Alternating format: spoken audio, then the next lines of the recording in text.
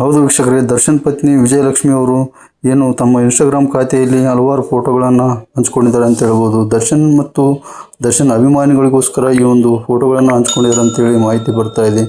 ತಮ್ಮ ಒಂದು ಮನೆಯಲ್ಲಿ ಎಷ್ಟೇ ಕಷ್ಟ ಇದ್ದರೂ, ದರ್ಶನ್ ಅವರು ಜೈಲಲ್ಲಿದ್ದರೂ ಕೂಡ ತಾವು ಖುಷಿಯಾಗಿರ್ಬೇಕು ಮತ್ತು ತಮ್ಮ ಅಭಿಮಾನಿಗಳು ದರ್ಶನ್ ಅವರು ಖುಷಿಯಾಗಿರ್ಬೇಕು ಅನ್ನೋ ಒಂದು ಅಭಿಪ್ರಾಯ ವಿಜಯಲಕ್ಷ್ಮಿ ಅವರು. ಹಾಗಾಗಿ ವಿಜಯಲಕ್ಷ್ಮಿ ಅವರು ದರ್ಶನ್ ಅಭಿಮಾನಿಗಳಿಗೋಸ್ಕರ ಮತ್ತು ದರ್ಶನ್ಗೋಸ್ಕರ ಯಾವಾಗಲೂ ಖುಷಿಯಾಗಿರೋಣ, ದರ್ಶನ್ಗೆ ಒಳ್ಳೆಯದಾಗಿ ಆಗುತ್ತೆ, ದರ್ಶನ್ ಆದಷ್ಟು ಬೇಗ ಆಚೆ ಬರ್ತಾರೆ ಅನ್ನೋ ಒಂದು ನಿಲುವು ಕೂಡ ಈಗಲೂ ಕೂಡ ಅವರಲ್ಲಿದೆ.